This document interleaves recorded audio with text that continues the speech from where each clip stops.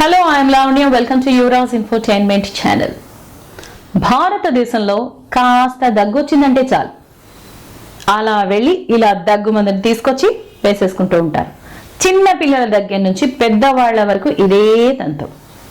కానీ ఇప్పుడు ఈ ఎపిసోడ్లో చెప్పబోతున్నటువంటి విషయాలను గురించి తెలుసుకొని విచక్షణతో మెలగకపోతే ప్రాణాలకే అత్యంత ప్రమాదం తెచ్చుకున్న వాళ్ళు అవుతారు.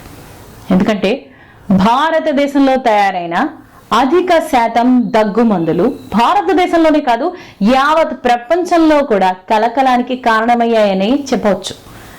ప్రస్తుతం భారతదేశం ఈ విషయమై చాలా సీరియస్ గా స్పందిస్తోంది. ఎందుకంటే ముందుగా ఈ విషయమై మన భారతదేశంలో ఒక ప్రాంతం నుంచి స్టార్ట్ చేద్దాం. 2019 సంవత్సరం భారతదేశంలో ఫ్లూ సీజన్. మరీ ముఖ్యంగా జమ్మూ అండ్ కాశ్మీర్ లో ఈ ఫ్లూ జ్వరం తీవ్ర ప్రభావాన్ని చూపింది. అందులో ఒక లక్షణం ఏంటంటే దగ్గు రావటం. దాంతో మార్కెట్లో దొరికేటటువంటి దగ్గు మందులను కొని మరీ ముఖ్యంగా చిన్న పిల్లలకి ఇచ్చారు. దగ్గొస్తే దగ్గు మందు ఇవ్వటం అనేది చాలా సాధారణం. కానీ ఇక్కడ చెప్పాల్సినటువంటి అసాధారణ విషయం ఏంటంటే ఆ హాస్పిటల్లో ఉన్నటువంటి దాదాపు 12 మంది చిన్నారులు చనిపోయారు. వారిలో 2 నెలల పసికందులు కూడా ఉన్నారు. వీరంతా చనిపోవడానికి కారణం డెత్ సర్టిఫికేట్ లో రాసిన విషయం ఏంటంటే మల్టిపుల్ ఆర్గాన్ ఫెయిల్యూర్ అని. అంటే పసిపిల్లలో అంతర్గత అవయవ భాగాలు ఫెయిల్ అయిపోయాయి. ఈ కారణంగా ఆ పిల్లలందరూ మరణించారు. ఇంకొక 4 పిల్లలకు శాశ్వతమైన వైకల్యం కూడా వచ్చింది. దీనంతటికీ కారణం ఏమిటి?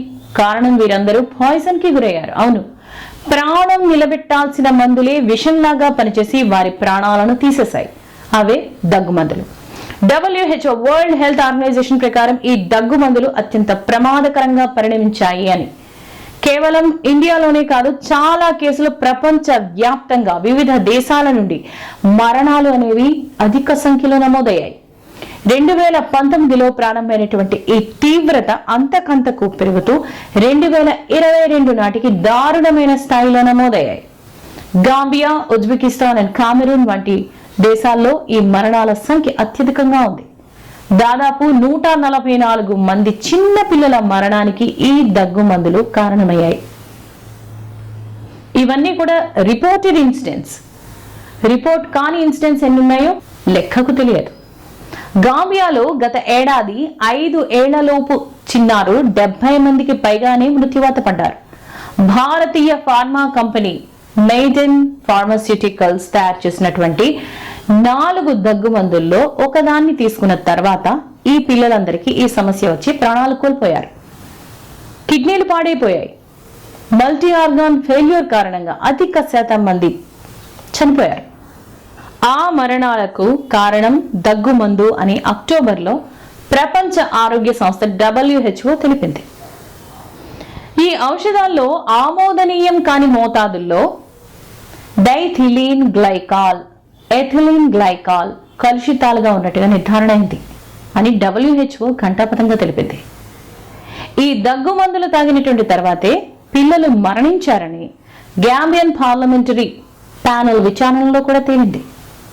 గాంబియా, ఉజ్బెకిస్తాన్ వంటి దేశాల్లో విషాదకరమైనటువంటి సంఘటనలకు ఈ ఔషధాలు కారణమయ్యాయని ప్రస్తుతం భారత్ తీవ్ర ఆరోపణలను ఎదుర్కొంటూ వస్తోంది. అమెరికా కూడా తయారీ విధానాలు, నాణ్యతా ప్రమాణాలపై పలు ప్రశ్నలను లేవనెత్తుతోంది.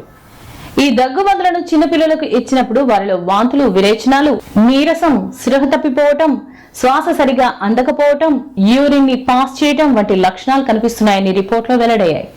మరి ఆయా మందులన్నీ ఎక్కడ తయారయ్యాయో తెలుసా? భారతదేశంలో. ఆయా సదరు కంపెనీలు ఇండియాకు చెందినవి. ఎందరో తల్లుల కడుపు శోకానికి ఆయా కంపెనీలు కారణమయ్యాయి. ఆయా దేశాలు ముఖ్యంగా పలు రకాల లా సూట్స్ ని కూడా వేశాయి.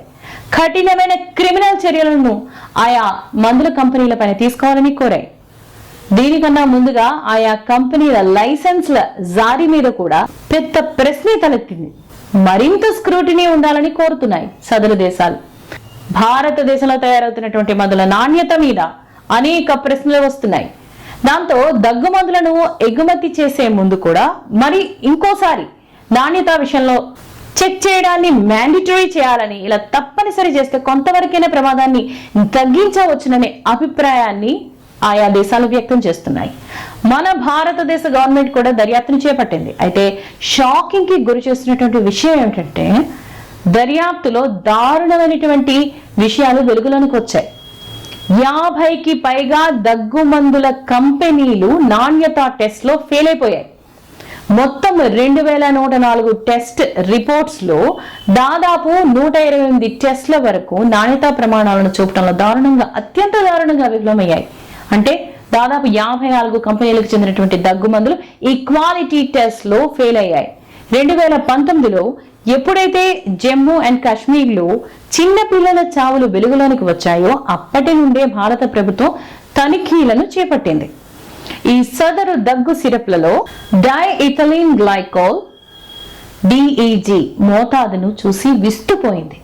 కారణం ఈ దగ్గు మందుల్లో DEG మోతాదు 34% గా నమోదైంది. అంతేకాదు WHO వరల్డ్ హెల్త్ ఆర్గనైజేషన్ కూడా కామెరూన్ దేశంలో మరణాలకు కారణమైనటువంటి ఈ దగ్గు మందులను ల్యాబ్ కి పంపించి పరిశీలించింది. ఈ మందులో కూడా 28.6% ఈ DEG కంటెంట్ ఉందని తేలింది. ఇంతకీ ఈ DEG అంటే ఇదొక పారిశ్రామిక వ్యర్థాల కోవలోనికి వస్తుందని చెప్పొచ్చు. ఇదొక పాయిజన్. సాధారణంగా కార్ బ్రేక్స్ కి ఫ్లూయిడ్ గా ఉపయోగిస్తూ ఉంటారు. ఇంతకీ ఈ DEG అనేది ఏ దగ్గు మందులో అయినా కూడా ఎంత మోతాదులో ఉండొచ్చో తెలుసా? 0.1% వరకు మాత్రమే ఉండొచ్చు. ఇంత పర్సెంటేజ్ ఉంటేనే సేఫ్ లిమిట్ అని అంతర్జాతీయ ప్రమాణాల ప్రకారం చెప్పబడింది. కానీ ఇక్కడ భారతదేశంలో ఉత్పత్తి అవుతున్నటువంటి ఈ సాధారణ దగ్గు సిరప్లలో 34%గా నమోదైంది. ఎక్కడ 0.1%, ఎక్కడ 34%. అంటే ఇంతటి విషయాన్ని ప్యాక్ చేసి ఆయా సదరు కంపెనీలు విక్రయిస్తున్నాయో అర్థమవుతుంది.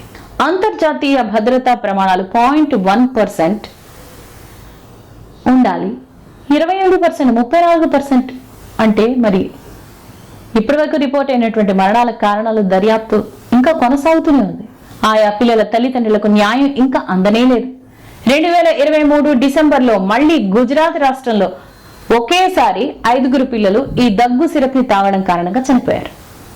ఉపశమనం కలిగించాల్సినటువంటి సాధారణ దగ్గు మందులు చాలా చాలా ప్రమాదకరంగా మారి చిన్న పిల్లల ప్రాణాలను తీస్తున్నాయి.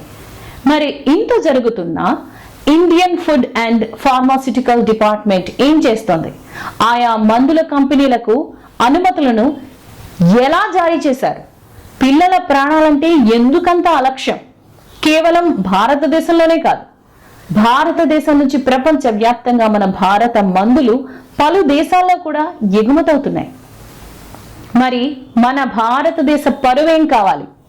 పిల్లల ప్రాణాలు ప్రపంచ వ్యాప్తంగా పోయాయి. ఇది చాలా చాలా తీవ్రంగా పరిగణించాల్సిన విషయం.